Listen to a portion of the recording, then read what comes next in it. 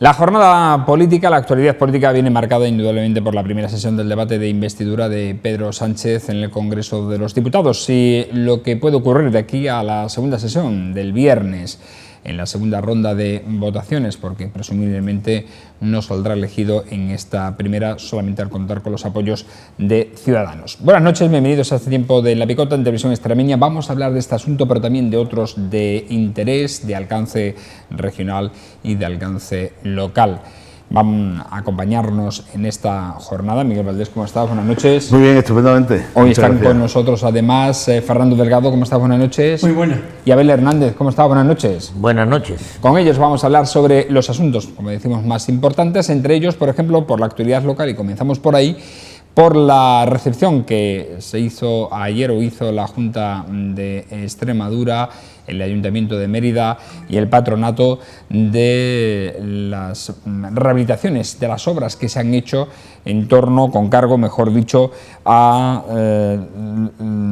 el programa de ciudades romanas de Extremadura y que afectaban a la remodelación del edificio principal de la taquilla, tienda y oficina de turismo y por tanto también de acceso al teatro y anfiteatro romano, al pórtico del foro y al templo de Diana. Esta es la más importante, con la rehabilitación del Palacio de los Corvos.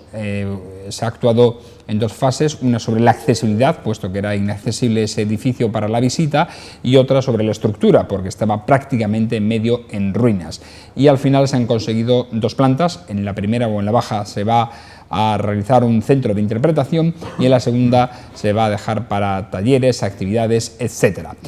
Sobre esta obra, concretamente que ha costado más de 350.000 euros, gira prácticamente todo el protagonismo de esta actividad, de este programa de ciudades romanas en Extremadura, puesto que las otras, la del pórtico de foro, una rampa de accesibilidad al yacimiento, y en la otra era la unificación del edificio para el teatro y anfiteatro romanos. En total 650.000 euros los que se han dotado o los que han caído en la ciudad de Mérida, de un total de 3 millones que destinaba la Junta de Extremadura a este programa. Bueno, ¿qué os parece esta nueva incorporación que se Bueno, si se han gastado 650.000 euros en esto, a mí me parece bien, porque se gastaron 650.000 euros en los premios CERES, que es para un día y después no sirve para nada, de modo que esto lo aplaudo. Lo que no aplaudo es una cosa, y lo digo y lo mantengo, a pesar de que ha recibido premios. Bueno, y es lo que se ha hecho en el entorno del templo de Diana. A mí me parece una auténtica barbaridad. Me lo preguntó en una ocasión Guillermo Fernández Vara y le dije otra cosa. Le dije un taco. Hombre, no lo voy a reproducir aquí. Y Ángel Calle, que estaba con él, nada más que le hacía tirar de la chaqueta a Guillermo para que no me preguntara. Pero Guillermo quería preguntarme, porque sabe que yo le iba a decir lo que sentía en aquel momento. Yo le dije, esto es una P y una N. Cada uno que lo entienda como crea conveniente. Una barbaridad. Sin embargo, eso fuera del teatro, del marco, además estaba bien, pero en el marco, una barbaridad. Tú entras por la calle Romero Leal y hasta que no está encima del templo no lo ves. No te quiero decir nada si entras por la calle Santa Catalina. Te encuentras con un mamotreto de hormigón que no ves ni el templo. O sea, una barbaridad. Bueno, para recibir un premio de arquitectura por ser tan bueno eso. Pues yo no lo entiendo. ¿Qué quieres que te diga? Yo discrepo. Sí. Vamos a abrir ahora. No lo entiendo, pero ahí está. Yo sigo pensando en que es una barbaridad. Claro que no lo van a quitar. Pero no solamente una barbaridad. Es que ya es imposible que se pudiera de cualquier excavación en su entorno con lo que hicieron. Por lo tanto, a macho y martillo, no solamente lo hacen mal desde mi punto de vista, sino que además es imposible que se pueda continuar algo. Porque en principio, Mabel no sé si estaba aquí en Mérida, Valdés era muy pequeño me imagino, pero lo ideal era que se iba a tirar de las casas que estaban al lado del templo de Diana por la parte y se iba a descubrir hasta la calle Santa Eulalia. Haber dejado diáfano todo. Hasta la calle Santa Eulalia. Claro, aquello costaba un dineral. Estamos hablando de quitar hasta los leones, que estaba de esquina. Pero hubiera sido una cosa insólita, preciosa. Pero bueno. Bueno, vamos a ver qué discrepa sobre este asunto, aunque también me tenéis que hablar sobre el fondo del asunto, que es el Palacio de los Corvos. Bueno, yo diré que a mí me encanta la rehabilitación que se ha hecho con el Palacio de los Corvos. De hecho, yo cada vez que viene alguien a Mérida, le llevo allí, antes que al Teatro Romano, antes que a ningún otro sitio. A mí, personalmente, es un monumento que me encanta, me parece que es... Y de hecho, si la gente pudiera votar, yo estoy absolutamente convencido que para la mayoría que viene al jaleo del teatro, del museo, etcétera, etcétera, la liberación de bajar por esa calle, de hacer que se haya desarrollado en esa zona, por lo menos, y lo digo de verdad, en el sentido de que yo entiendo que tal vez lo ideal hubiera sido lo que dice Fernando, pero creo que con los monumentos, si no se puede, no se tiene dinero para excavarlo todo y para abrirlo todo, hay que convivir. Yo creo que una ciudad histórica como es Mérida y artística como es Mérida, hay que convivir con los monumentos, hay que darle vida a esos sitios. Si solamente los tenemos para que sean los estudiosos, los visitantes los que los vean, la ciudad pierde también una parte. Es decir, dicho es... Perdona, es que esto me recuerda a una ocasión que estaba Espino Navia, sí, con el presidente actual de la Federación Española de Fútbol, Vidal, y pasó uno por allí, estábamos en el Teatro Romano viendo una obra, y pasó uno de Almendralejo, era de Almendralejo, y saludó a Juan Espino, con la calle, dice, esto lo cogía yo, le pegaba un asfalto a esto y lo quedaba como el zorro de los... Pero vamos a ver, Fernando, no... Y dice, lo coge y aquilata el Teatro Romano. Pues es lo que han hecho con el templo. Yo no he dicho... Lo han puesto muy bonito. Le han echado un asfalto... Pero vamos a ver, Fernando, es decir, eso no tiene absolutamente nada que ver. Es decir, vamos a hablar de las cosas, no hablemos de cuando yo conocí a Espino Navia, no sé quién, entonces si no, nos perdemos. Porque Espino Navia no tenía ni idea, a lo mejor, de esa historia, o el otro señor, o fuera de Almendralejo, donde fuera. Lo que yo digo es que en un momento determinado en Mérida se hicieron y se han hecho un intento de recuperar muchas cosas lógicamente romanas. El hecho de decir ahora tiramos esto, compramos esta casa, tiramos hasta no sé dónde, hasta no sé qué, para eso hace falta lógicamente dinero. Y a veces no se tiene el dinero para hacer eso. Dicho eso, podría haberse hecho la rehabilitación, eso de los negocios que se han puesto allí, etcétera, etcétera, de muchas maneras. Yo te digo que hoy por hoy mucha gente le encanta eso. Sí. Y bueno, a mí no. Bien, pero ¿por qué tiene que tener una gente más derecho que otra? No, a opinar, el derecho hagamos una encuesta. Y cuanto más negocios hubiera al lado de los monumentos, mejor. Los monumentos solo se mueren. Los monumentos tienen que tener vida y tienen que poderse visitar, pasar por allí, y etcétera, etcétera. A ver, yo a todos los arqueólogos que he consultado con ellos, a todos, hombre, me han dicho que es una barbaridad. Claro, es como si me consultas a mí y me dices que si el Quijote en unas letras de no sé qué o de no sé cuál sería precioso. Pues claro, pero lógicamente también hay que adaptarlo y hay que hacer otras cosas distintas. Porque también hemos tenido hace poco la discusión de que ha salido una adaptación del Quijote al castellano actual y es una maravilla y todo el mundo puede leer el Quijote porque ¿sabes qué pasa? En la mayoría de los países, como en Inglaterra, se adapta a Shakespeare cada 4 o 5 años porque la lengua ha cambiado. Y aquí somos tan catetos que tenemos que decir que tiene que seguir estando en el castellano del siglo XVI. Pues no, pues lo mismo sucede con las obras de arte o con los monumentos. Vale, a ver, Miguel. Entiendo yo, que es mi opinión también, lógicamente. Para eso estáis aquí. Sí, es verdad que la arqueología en los últimos años ha cambiado. Es decir, el concepto que se tenía pasa un poco como decían algunos con la ópera, ¿no? Que estaba solo dirigida a los grandes entendidos, y llegaron los 3 tenores célebres y los criticaron los más puristas de la época porque no entendían que la ópera se diera por ejemplo, en un parque o en un jardín, en el Garden Center o no sé qué de Nueva York, ¿no?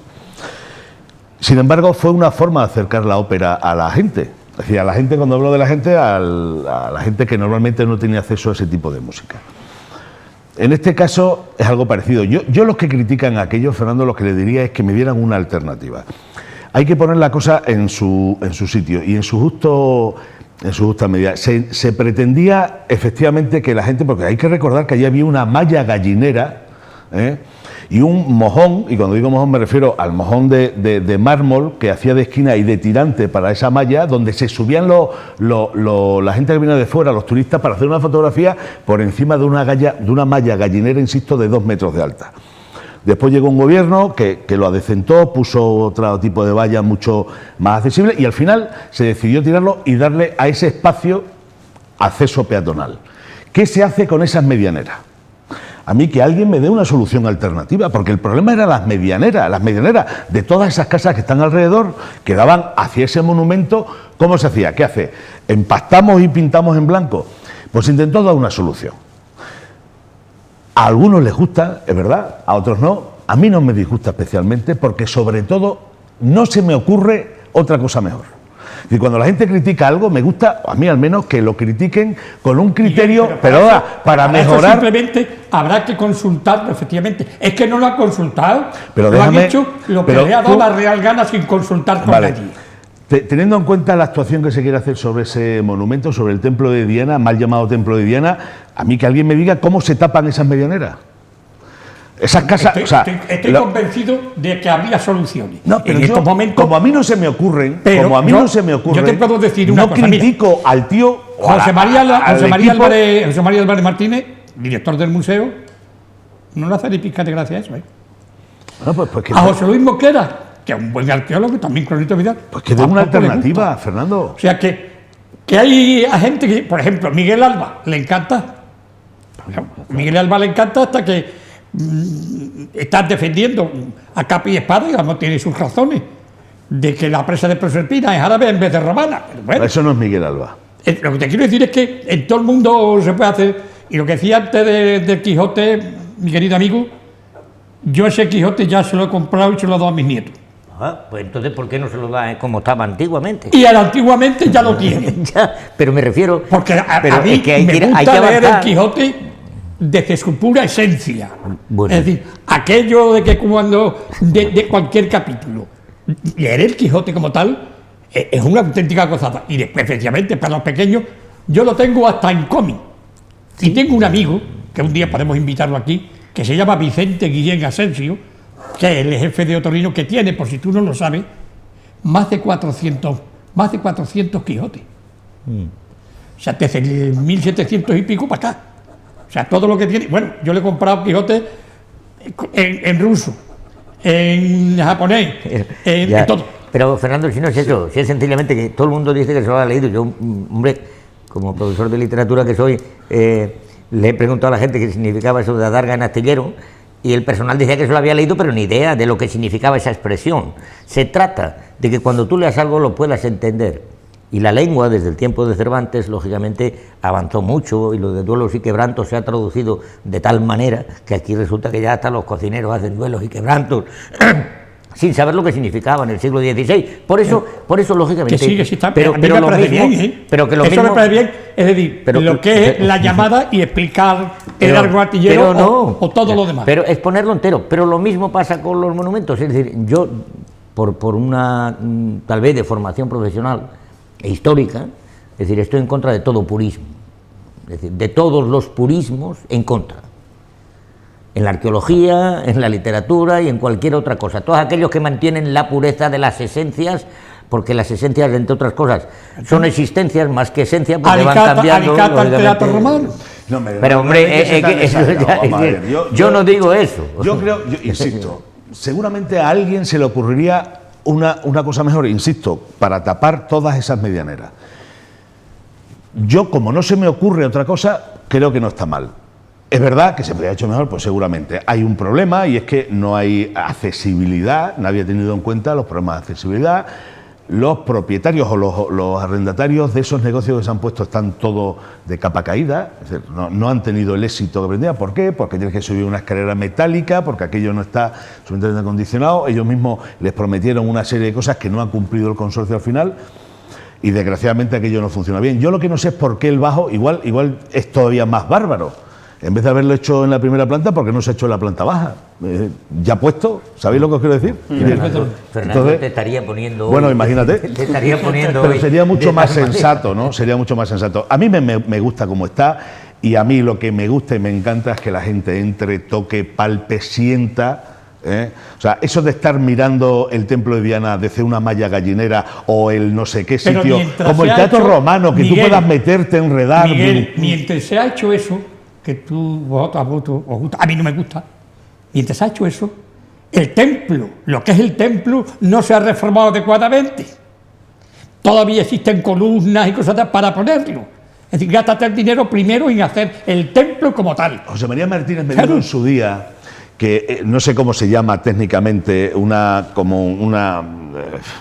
sé cómo se llama, un triángulo que no existía, que no sabe por qué alguien lo puso en el frontal arriba, el que corona, pues por lo visto no existía y tal. Pues claro que habrá cosas que habrá que reformar y habrá cosas. Después, eso sí ya son más los puristas, ¿no? Se habría que poner una señal. Yo recuerdo cuando estaba en el consorcio, cuando se reforma o se hace algún tipo de reforma o de renovación, que quede perfectamente claro qué era lo auténtico y qué es lo no auténtico. En este caso se ve clarísimamente, es decir, ahí no hay forma humana, vamos, a no ser que sea... es decir, pero en líneas generales, de lo que estamos hablando es que a partir de ahora la gente va a poder acceder no solo al entorno de la plaza de lo que fue el foro, sino además va a poder meterse dentro de un palacete en su día que mucha gente, sobre todo gente de fuera, dice, pero ¿cómo permitieron hacer esto? Yo decía, hombre, mire usted, en el siglo XVI y XVII había quien le decía al señor de los Corvos que no se podía salir de su casa. Pero es que, por cierto, siempre me han dicho arqueólogos de Mérida que gracias a que el marqués o el conde y se hizo allí el Palacio de los Corvos, no se lo cargaron.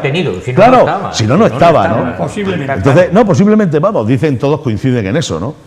Y lo verdaderamente importante es que se siga invirtiendo en los monumentos en Mérida, lo verdaderamente importante es que se siga invirtiendo para la accesibilidad de la gente, tanto de los que podemos como de los que podemos o tienen algún tipo de limitación física, y a mí eso siempre me va a parecer bien. Y ojalá se siga haciendo en el resto, y se siga excavando, y se sigan haciendo cosas. Hombre, lo que tú decías es una maravilla.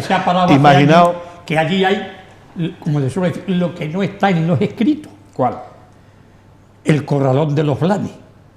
Se ha paralizado totalmente y ahí se han encontrado auténticos monumentos romanos y después de años posteriores, es decir, que allí hay una cultura extraordinaria. Se gastó 2.000 millones de pesetas el constructor Casimiro Campos en hacer aquello, pero se paralizó por la situación que fuera y está paralizado. Se encontraron miles de piezas. Y tantas cosas, Fernando. ¿Y dónde está eso? En la calle Almendralejo. Junto al Parador Nacional detrás. El huerto de los Naranjos, donde hay, ahora no lo digo, es decir, y en tantos sitios. Ojalá, vosotros fijaos donde en el foro provincial, que solo sabemos que existe la esquinita que se ve, lo que tiene que haber. Pues dices tú de tirar... Eso es precisamente uno de los retos que debe marcarse a largo plazo, evidentemente. Otra de las cosas que la gente... tiene que hacer con lograr nuestros hijos, nuestros nietos, pero es descubrir el foro provincial. Y me vino muy bien esa etapa, y mira que yo tuve allí cada bronca con la gente del consorcio, la casa de los aragoneses, que decían, ¿cómo no se tira esa casa? Y alguien me dice, ¿por qué vamos a tirar una casa que tiene un patio del siglo XVI y XVII? Tan importante es el patio del siglo XVI como un patio o una esto del siglo IV, del siglo III, del siglo II. Ojalá se hubiera podido ir tirando poco a poco, pero al final, Fernando, ¿dónde empieza y dónde acaba? Si es que tendríamos que tirar... Claro, una pala gigante, levantarla y tal. Nos vamos todos a vivir a Proserpina, y venimos luego de paseo a una ciudad desierta. No, es que a ti no te gusta el turismo, pero, oye, ¿a ti te gusta? ¿Cómo que no me gusta el turismo? Espérate, el purismo. Purismo. No el turismo, el turismo nos gusta. En la Plaza de España. Sí. Precisamente en el Instituto de Arqueología, el ventanal de cristal, ¿eso te gusta? Eso es otra historia, eso es más estético que de otro... Eso es un pegote de tal magnitud hecho por arqueólogos de allí. Pero y las casas... ¿Cómo se llamaba antes? En la rotonda de Augusto, la casa de los Valverde y de pronto ve... Bueno, pues ya, a fuerza de verlo, bueno, y la polémica que creó las consejerías. Pues a mí me gustan. Es que luego y recuerdo que además el PP ahí dio mucha caña, estábamos en la oposición, en el año 91, fijaos, 92. Sí. Y yo recuerdo, pues precisamente... como tapadera de todas las traseras que eran de las casas esas, los corralones, si todavía existen, cocheras que utiliza la Junta de Extremadura, corralones. ¿Cómo se hace para tapar eso de cara al río? Hacer una construcción. Una construcción de esas características. Y a mí me gusta. Con los cristales. Hombre, no, si te parece, claro, con los cristales y con todo. Bueno, yo ahora mismo no sé exactamente qué te refieres, pues no lo sé, tendría que mirarlo. Los que vivís fuera, que lo que os gusta es Como los que vivimos fuera. Hombre, lo que tú, por ejemplo, vives en Proserpina mayoritariamente, ¿no? No, Mucho yo no, tiempo. vivo en Mérida, Bueno, en la calle San vale, Juan de Dios. Vale, pero, Mayoritariamente. pero que me refiero que las ciudades tienen que ser habitables, y el arte tiene que ayudar a todo eso. Pero yo voy a Roma y veo también construcciones que no me gustan, y voy a Florencia y veo construcciones que no me gustan, es decir, depende, lógicamente. Debe muchísimo al romanismo, si se me permite la expresión, pero no podemos seguir 2000 años después subyugados Es lo mismo. entonces tenemos Hay que que convivir saberlo y utilizar. compartir.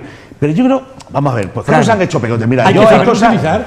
pero hay cosas incluso mucho peores, No, de fachada. Claro. En el centro tradicional, en la calle Oviedo, tú te subes la calle Oviedo, perdón, la calle Constantino.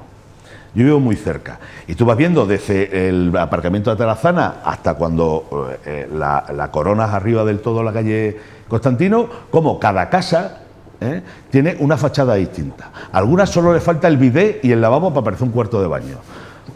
Sí, y nadie se preocupa. No será la mía, que yo vivo ahí. Como No, tú hijo, sabes. pero tú miras las de. Que las ya de lo sé, sobre todo enfrente.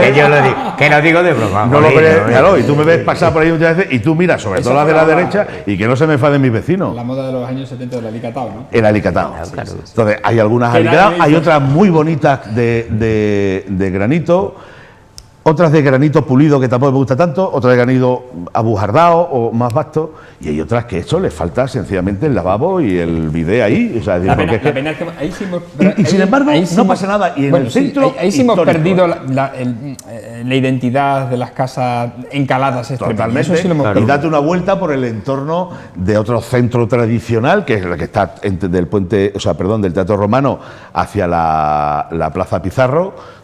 Si ves cada casa, que es que dices tú, qué lástima, por Dios, cómo han permitido hacer este tipo de cosas. Pues a mí me parece más grave que actuaciones puntuales como la que me estás hablando, porque Hombre, aquí se ha hace- permitido todo. Hace escasamente un año, Miguel, y a ver, un año y pico, se vendía una casa que no le costaba mucho dinero, la verdad es esa. Se puede haber comprado por la Junta, por el Ayuntamiento, que era el bar que actualmente hay, pegando al Arco Trajano. Si ese se hubiera comprado, se hubiera quedado el Arco Trajano limpio. Esas cosas se pueden hacer y no costaba tanto dinero, a ver.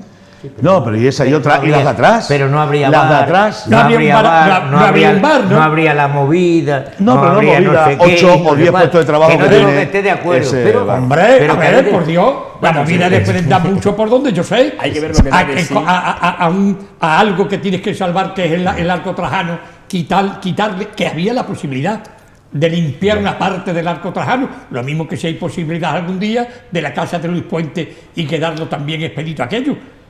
Pero cuando hay oportunidad. Pero si la casa de Luis Puente tiene un nivel de protección más alto que el Arco Trajano. Y entonces, por esa misma regla de tres, cuando tú pasas debajo del Arco Trajano y te encuentras con un paredón de viviendas que estaban todas sometidas, al menos por el Plan General de Ordenación Urbana, a expropiación, llevan 20 años o 30 años con la espada de Damocles esas familias que no pueden hacer, están suspendidas Eso la fue una licencia, auténtica barbaridad. no pueden hacer nada, y yo conozco al dueño de alguna de ellas que están absolutamente amargados, pues digo, oiga, o me expropia o me deje que yo, pues se me está cayendo la casa. Pero por la culpa de eso, Miguel, Y ahí había, por culpa de no, eso. por de muchas cosas, es Claro, no, mucho pero dinero. Por culpa de esas situaciones, en Mérida había un mercado negro, había extraperlo de piezas romanas y se han cargado muchísimas cosas precisamente porque no daban viabilidad a poder hacer una obra. Cualquier cosilla que contaban lo paraban, pero lo paraban por años. ¿Qué ocurría? Que cuando un constructor encontraba algo, o lo destruía o lo cogía y se lo llevaba. Prueba de ello es que, ahora no lo sé, pero en aquella época los constructores, arquitectos y aparejadores tenían en su casa auténticas piezas. Y eso lo sabemos todos. Y algunos todavía la conservan. Bueno, al final del Palacio de los Corvos hemos hablado poco. Nos ha abierto aquí un nuevo debate, Fernando, sobre el edificio que rodea el Templo de Diana. Vamos a otro asunto, a la política de actualidad, porque también se ha hablado a nivel regional sobre la investidura de Pedro Sánchez. Lo ha hecho Guillermo Fernández Vara, el secretario general de los socialistas extremeños y presidente de la Junta, y ha destacado la participación que ha habido en esa consulta que han hecho a los militantes del Partido Socialista, cuyos números, por cierto, dimos ya ayer aquí, no voy a repetir, pero que en Extremadura en España estaba en el 79%, en Extremadura el 62,53% y han tenido un alto índice, no, el 79% es de apoyo, efectivamente. Me ha mirado Abel y el 79% efectivamente es de apoyo, el 62,3% de participación de Mérida en Extremadura, aunque aquí en la ciudad de Mérida ha sido menor. Las capitales siempre suelen, las ciudades grandes suelen ser. En esto se resume más baja la participación. Abel lo ha dicho muchas veces, pero se resume en una sola frase. En política se hacen extraños amigos de cama. Claro. Y eso es lo que va a pasar con la investidura. Bueno, pues Guillermo Fernández Vara ha dicho que no ve imposible investir a Pedro Sánchez, que hay que esperar hasta el viernes. El Guillermo ya ha puesto la cama. Ahora falta el amigo. Bueno, yo, si me permitís, yo lo traía escrito porque yo creo que se le está dando mucha, es decir, hay mucha tensión en estas cosas y yo creo que hay que tratarlo de una manera mucho más natural. Es decir, yo creo que el tema de una investidura, cuando no hay mayoría, es el problema del noviazgo. Es decir, esto se trata todo de novios. En primer lugar... Por cierto, que hemos repasado, perdona, a ver la historia, y solamente la segunda legislatura de José Luis Rodríguez Zapatero se invistió sin mayoría absoluta. Sí. Solamente, la única. Sí, pero el resto tenía apoyos. Lo que veo aquí es que puede ser que la que a ti te gusta no le gustes tú. Luego vosotros pensáis quiénes son esas cosas. Que a la que le gustas tú no te gusta a ti y además tenga novio. Luego resulta que la familia también opina. Y los de siempre quieren opinar sobre todo la novia despreciada, que en principio parece que no quiere ser novia, sino que quiere ser novio. Lo explico. Hay gente a la que le gustaría que el Partido Socialista, que es a quien se le encarga la investidura, pues hubiera deseado a lo mejor pues gobernar con fuerzas de izquierda. Pero si en el primer día en el que tú te encuentras le dices yo quiero ser el novio, no la novia, que fue Iglesias, yo quiero ser vicepresidente, está diciendo quiero yo ser el novio y tú tienes que ser la novia. Lógicamente, no, hasta ahí. Bueno, yo estoy diciendo mi opinión. No. La que a ti no te gustaba mucho, pero a ella sí le gustas tú, hay ciudadanos y bueno, lógicamente se llega a un acuerdo. Y aquí empieza a intervenir todo el mundo. La familia, que es la que dice esto hay que hacerlo bien, mirar que aquí nos jugamos todo el futuro, todas las historias, eso es el Partido Popular, es decir, está haciendo en este momento en el que ni es novio ni es novia, lógicamente, ¿qué es lo que está haciendo? El papel de los padres. No, hombre, el papel de los padres. Sencillamente, señores, el Comité Federal ha dicho que sí. Esa es la familia. Ahora, los padres son el Partido Popular que dice, si nosotros que vamos a pagar el convite, que nosotros mira que somos los que tenemos las perras, que hemos estado aquí ahorrando durante estos 4 años con recortes y patatín y patatán, y por lo tanto nosotros tenemos que decir algo. Y dice, y no lo diremos ahora, cuando os pongáis a hablar y veamos si os lleváis bien o no, es cuando nosotros luego saldremos. En definitiva, yo creo que ¿habrá boda o no? ¿Tú crees? Habrá boda. El problema es si la hay por lo civil o por lo eclesiástico. Es decir, porque en este tipo de cuestiones también son importantes. Es decir, hacer una boda por lo civil significa que lógicamente se firman unos papeles, se llegan a una serie de acuerdos, pero no te atas para siempre, ¿vale? Y haciéndolo por lo eclesiástico es bastante más difícil romperlo luego. Yo lo único que os digo es que tenemos que esperar. Yo creo que ¿A cuándo? ¿El viernes o pasado el viernes? Yo creo que ha pasado... yo creo que desde esta primera sesión de investidura hasta la segunda, lógicamente hay gente que tiene que decidir. Es decir, es muy difícil. Imaginaos la postura cuando intervenga mañana el señor Rajoy en el Congreso. Si da cera, es decir, como padrino o como familia, al novio y a la novia, es decir, a Albert Rivera y a Pedro Sánchez, si le da cera de verdad, no sé qué va a esperar al día siguiente para llamarlos y decirlos, venir a hablar conmigo, después de haberos llamado lo que os he llamado, con lo cual su posición es difícil. La posición de los amigos del novio, en principio, que sería Podemos, pues lógicamente tiene que votar, lógicamente, con alguien, o lo mismo que alguien que no le apetece hacerlo, con lo cual tendrá que intentar mover fichas. Y por último queda alguien que a mí me hace mucha gracia, que son aquellos que seguramente algún día salieron un par de veces con el novio y pensaron que podía haber algo, y de pronto cuando ven que no son nada, no son casi nada, que es Izquierda Unida, Alberto Garzón, que de pronto empieza a hacer encuentros entre un montón de gente y no sé qué y no sé cuál, para querer tener más importancia de la que tenía, pues de pronto acaba reconociendo, o tiene que reconocer lógicamente, lo que es. Y otra cosa, veréis también mañana en las respuestas, que es tremendamente curioso y este país tiene que analizarlo, que un partido político que se llama a sí mismo Podemos, mañana intervengan 4 portavoces. Quiere decir, oiga, yo con quién de ustedes lógicamente hablo, ¿no? Yo creo que todo se reconducirá, y si no, no pasará ni tampoco nada, ni tampoco nada. Es decir, cada uno luego al día siguiente saldrá y dirá, yo creo que he sido el que mejor lo he hecho y por lo tanto eso me va a beneficiar en las encuestas, el otro dirá otra cosa, etcétera, etcétera. Todos hablamos del bienestar del país, pero yo creo que en este caso Pedro Sánchez ha sido valiente, ha tirado para adelante, y eso yo creo que el pueblo se lo reconocerá. Bueno, veremos en qué acaba la boda al final, si se celebra o no se celebra. De momento Podemos ha dicho que no le gustan la propuesta de matrimonio que le han hecho porque dice que es un corta y pega de la de Ciudadanos. Entre las metáforas que ha soltado Abel del novio y la novia... ¿Te has perdido? No, hombre, no. No se ha perdido. No me he perdido, no. Lo único que pasa es que hay que decir las cosas sin tantas metáforas para que nos entiendan. Y es que los amigos del novio, como dice Abel, No, pues lo que quieren es la televisión, el CIF, el boletín oficial, defensa y justicia. No quieren nada de sanidad, ni nada de educación, con estos de Podemos no quieren eso.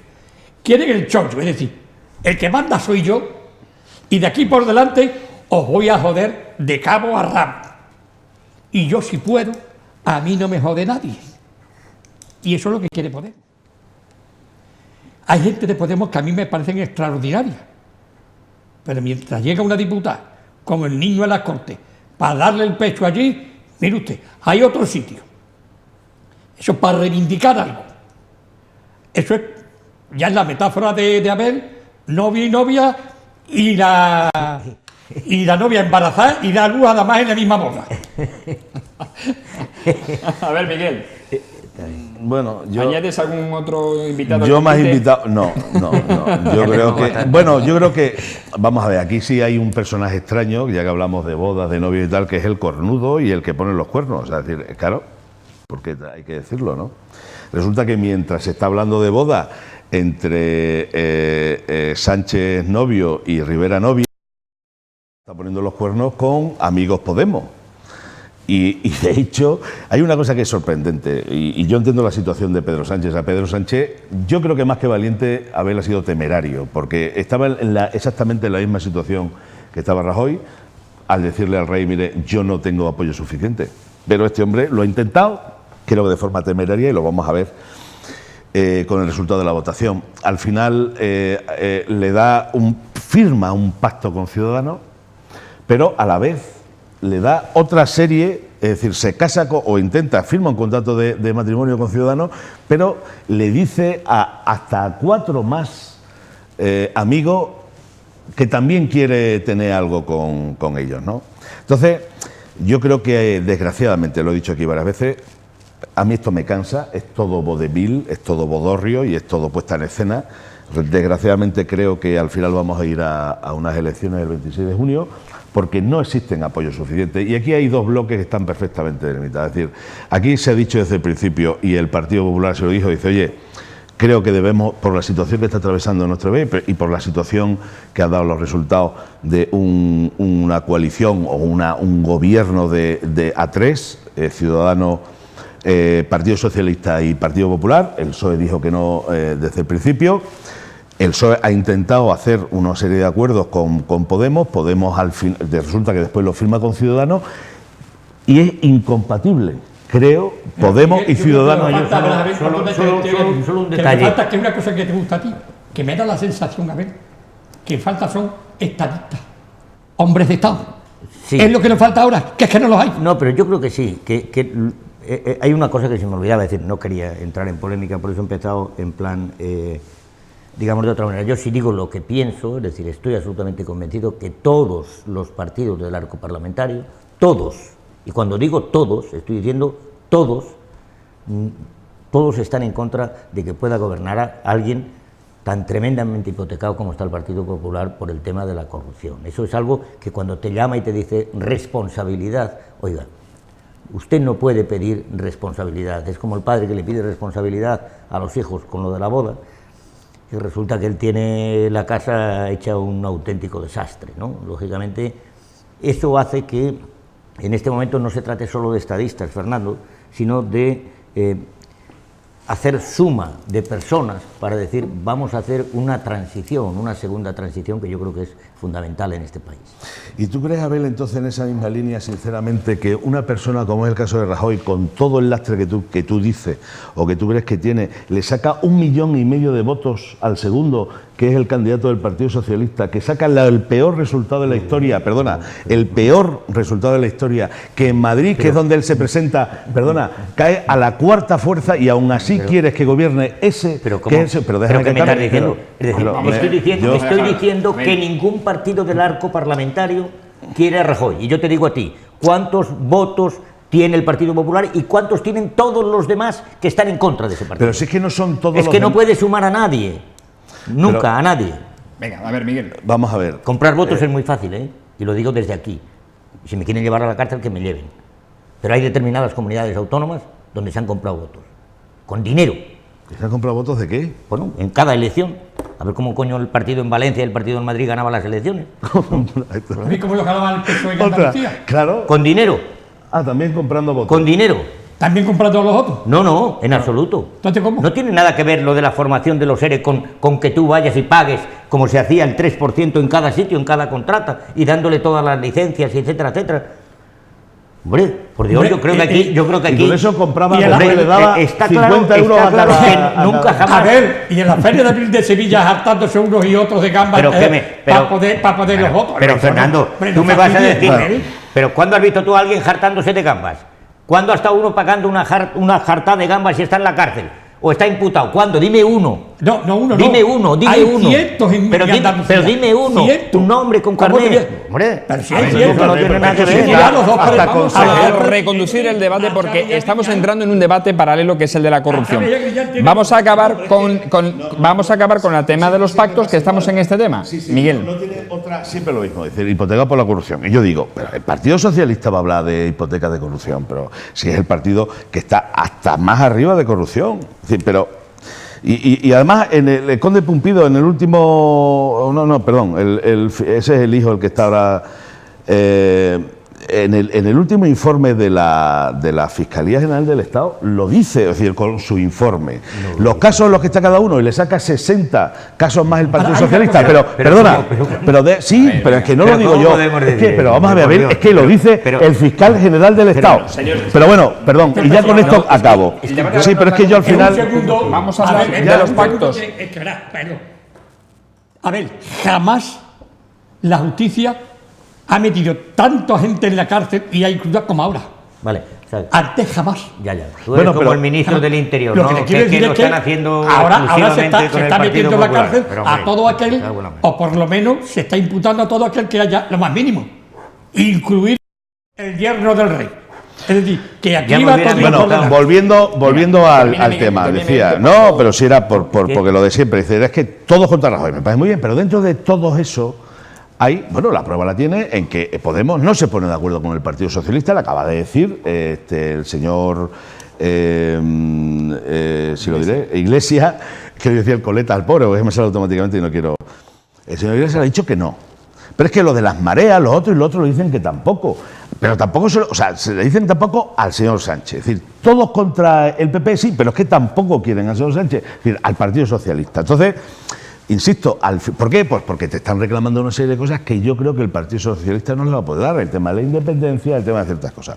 Con lo cual, al final, desgraciadamente, insisto, creo que nos hemos abocado a otras elecciones y veremos a ver, porque entonces tampoco va a haber tantas diferencias, pero a ver si para entonces se pueden cambiar de candidato y hay gente pues con más sentido estadista, como decía Fernando Delgado. A ver. Bien, yo digo que tenemos que esperar hasta la segunda votación. Creo que si no hay gobierno ahora, clarísimamente lo habrá en unas segundas elecciones. Yo no soy de los que piensan que va a haber los mismos resultados. Los sondeos, creo que sí, es igual. Del país, sí, pero es igual. Cambiaban diputados. Pero lógicamente pero aquí hay determinados poderes que todos conocemos, que lógicamente son los que mandan, los que juegan, los que dicen resultados. Y yo creo que el pueblo también es soberano y alguna vez, y yo espero que no tardando mucho, le den un revés a esos poderes que parece que lo controlan todo, pero que luego se ponen muy nerviosos cuando piensan que se les puede escapar. Por tanto, coincides en que vamos a una segunda selección. No, yo creo que todavía es posible que haya, pero si no, en las segundas sí que, lógicamente, estaremos hablando de que hay ya un programa, es decir, pactado entre dos, que lógicamente suma 130 diputados. Oye, a ver, te voy a hacer una pregunta, porque me tiene un poquito despistado. Tú siempre has sido del PSOE. Y soy. Pero me da la sensación que te estás agarrando del brazo de Podemos. No, mira, yo discuto mucho con los de Podemos un montón. Lo que no entendéis algunos es que pensáis que el PSOE tiene que ser como vosotros queréis. El PSOE es un partido abierto, es un partido libre. Damos libertad de voto en la mayoría de las ocasiones. Y nos gustaría que los demás también respetaran esa libertad, ni más ni menos. Yo no tengo que dejar de ser, ni de ser, igual que yo a ti no te pregunto si has dejado de ser del Partido Popular o antes no. Eras más cercano y ahora estás más lejano. No, pero claro, pero es que sí se juega muy bonito, pero lógicamente no se le puede preguntar cuando uno no está en nada, no se le puede preguntar a uno que sí está. No, hombre, te lo digo no, pero vamos, yo estoy, pero no, como periodista también lo pregunto. Pero como periodista, Fernando. Muy apoyado en Podemos. Pero que yo no estoy diciendo. Son de los siempre que ha sido pero ¿qué tiene, destacado. Pero ¿qué tiene que ver eso? Es decir, es que se tiene que poder hablar con todos.